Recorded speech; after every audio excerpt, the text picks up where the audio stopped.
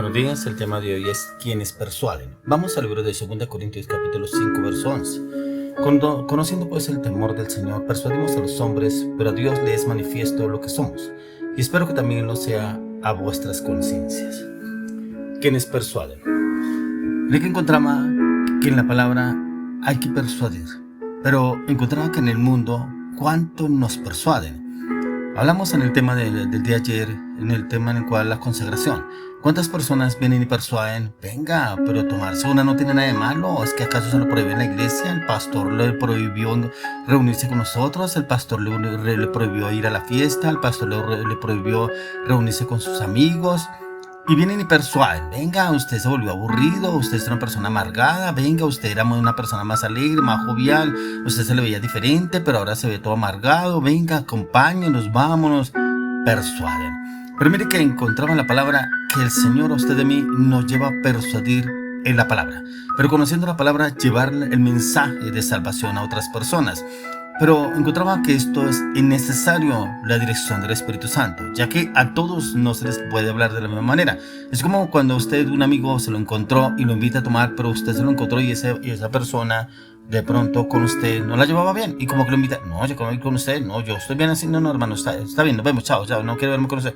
Pero si viene una persona, como dicen, de la vieja data, una persona con la cual usted duró muchos años, saliendo, rumba, trago, juerga, y lo invita, venga, hermano, usted venga que se volvió aburrido, mire que me encontré con tal persona, me la preguntó usted, camine, vamos y verá, se acuerda de usted, mire, me la pregunté, yo le dije que no, que se está bien, camine para mostrarle que se está bien, persuade. Y como que esa persona le es mucho más fácil persuadir para que lo convenza o la convenza para ir y encontrarse con esa persona o ir a ese lugar, y como que es fácil de que pueda caer. Entonces persuade. Pero cuando encontraba aquí dice conociendo pues el temor del Señor, persuadimos a los hombres.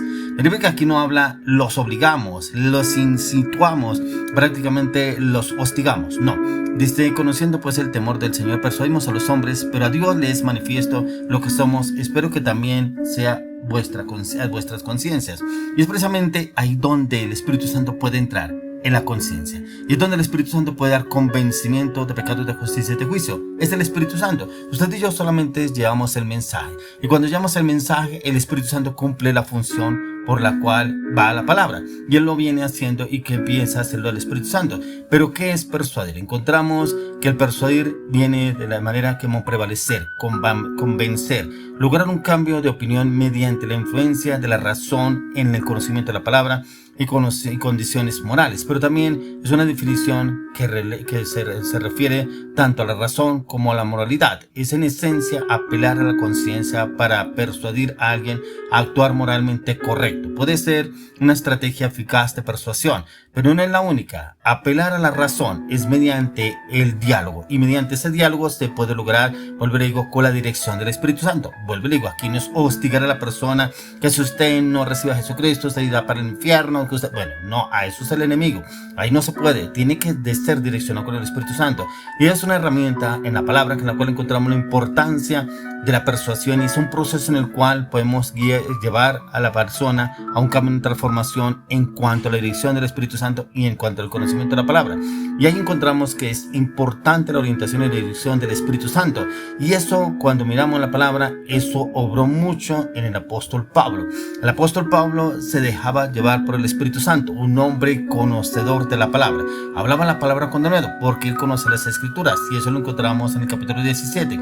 Pero también tenemos que tener en cuenta cuando el enemigo se opone, cuando viene el enemigo se opone porque como que quieren, algunos le dicen a usted de pronto es que nos quiere cambiar de religión, yo tengo mi religión, yo voy a tal iglesia, yo ya llevo tanto tiempo católico y yendo a tal iglesia y yendo a tal cosa, bueno, muchas cosas que el enemigo pone, y como que a veces nos enfrascamos y como que nos metemos más en la persona, decirle esto, y no dejamos actuar al Espíritu Santo. Pablo no actuaba así, ya que en este capítulo 17 que hacía el apóstol Pablo, era instruido y direccionado por el Espíritu Santo, dialogaba. Mire que él no se enfrascaba ni se enfrentaba con los judíos, porque él conocía la palabra perfectamente.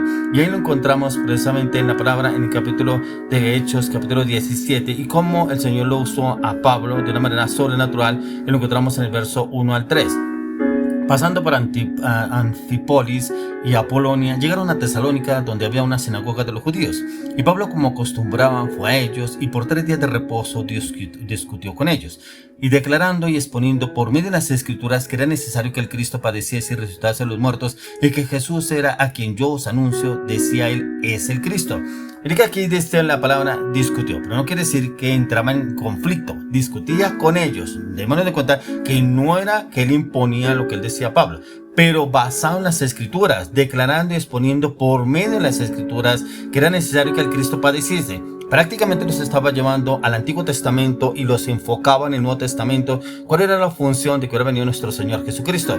Por eso persuadía. Pero démonos de cuenta que esta persuasión es direccionada con el Espíritu Santo, pero también en el conocimiento de la palabra de Dios. Por eso él decía que Jesús, a quien yo os anuncio, decía, él es el Cristo. Vemos lo que dice el verso 4.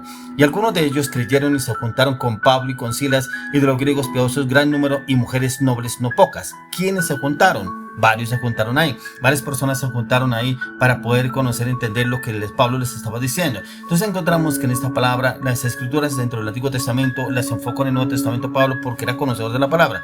Pues sabía que los judíos consideraban sus Escrituras como una autoridad. Pero sin embargo, para los gentiles, mire que tomó un enfoque totalmente diferente. Por eso en el mismo capítulo 27, miremos lo que nos habla del 22 al 31.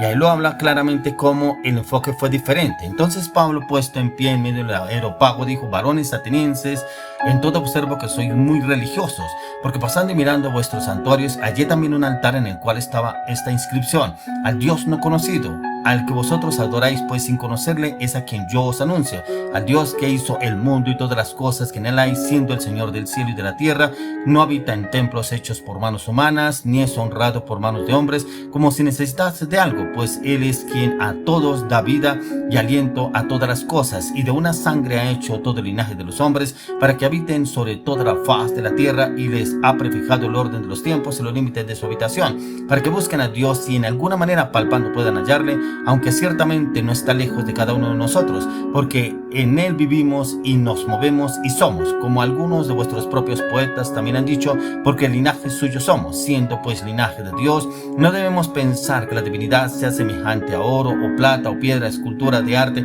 y de imaginación de hombres, pero Dios, habiendo pasado por alto los tiempos de esta ignorancia, ahora manda a todos los hombres y en todo lugar que se arrepientan, por cuanto ha establecido un día en el cual juzgará al mundo con justicia por aquel varón a quien designó, dando fe a todos con haberle levantado a los muertos.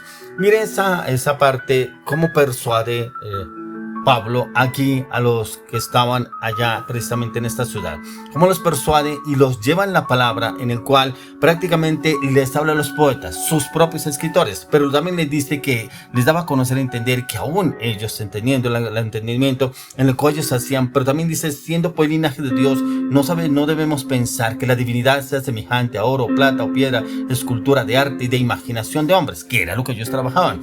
Pero Dios, habiendo pasado por alto los tiempos de esta ignorancia, mire cómo persuade, que prácticamente los dice que prácticamente andan en su ignorancia, ahora manda a todos los hombres en todo lugar que se arrepientan. Prácticamente los está llevando que se arrepientan de lo que estaban haciendo, de las cosas que ellos hacían. Por eso cuando les habla del Dios no conocido, porque ellos tenían una imagen de ahí que decía el letrero, al Dios no conocido. Y este Dios era el que les estaba presentando Pablo a través del Espíritu Santo, a Jesucristo. Y cómo los lleva precisamente a guiarlos y orientarlos en esa parte. Por eso cuando les hablo que es importante que nosotros estudiemos, imitemos la palabra de Dios, pero también que nos guíe y nos oriente el Espíritu Santo. Pero también cuando vayamos a hablarle a alguna persona, que nos hable el Espíritu Santo, que nos use el Espíritu Santo, que seamos estos instrumentos en sus manos, como hablábamos en el tema de ayer, consagración. Ya consagrados en el Señor, le podemos pedir al Espíritu Santo que sea Él guiándonos, enseñándonos, orientándonos, formándonos, direccionándonos cómo hablar, cómo actuar con determinadas personas. Por eso en este capítulo 17, que lo que yo le quiero dar a entender de la persuasión, cómo Pablo habla con total criterio y con total convicción a los judíos, pero también con total criterio y con total convicción a los gentiles, y cómo los lleva a un arrepentimiento en el cual ellos andaban errantes. Y es ahí donde encontramos la realidad de lo que el Señor quería hacerlo. Pablo utilizaba el don de persuasión que ya el Señor le había dado, y era conectando con su audiencia a ese nivel, Ya demos de cuenta que el conocedor de la palabra, pero no hablaba como arrogante o altivo por conocer. No, los guía los orientaba y se había hecho todo para todos. ¿Para qué? Para salvar a algunos. Y eso por eso lo encontramos en la palabra que el Señor lo quiere llevar a cada uno de nosotros. Y es que quiere llevarnos a conocer y entender cómo podremos obrar usted y yo para obrar con el Señor. Y ahí el Señor viene y nos da claridad y entendimiento para usted saber y yo cómo hablarles a otras personas para persuadirlos, pero direccionados con el Espíritu Santo. Y viene el Espíritu Santo y nos da ese entendimiento, ese conocimiento a usted y a mí para poderlo hablar. Por eso es en 1 Corintios 9:22. Me he hecho débil a los débiles para ganar a los débiles. A todos me he hecho de todo para ganar, para que de todos modos salve a algunos. Cómo Dios le da esas estrategias, esa sabiduría a Pablo para poder hablarle a los judíos, pero también para poder hablarle a los gentiles. ¿Qué es lo que le quiero entender? O sea, la persuasión. Debemos entender que la persuasión la podemos hablar a otras personas, llevarle la palabra, el mensaje. De pronto hay personas que no hemos sabido hablar la palabra porque lo hacemos en nuestra voluntad o nuestro conocimiento. Pero luego le pido al Espíritu Santo que nos dé esa persuasión en el Espíritu Santo, pero también el conocimiento de la Escritura en Cristo Jesús.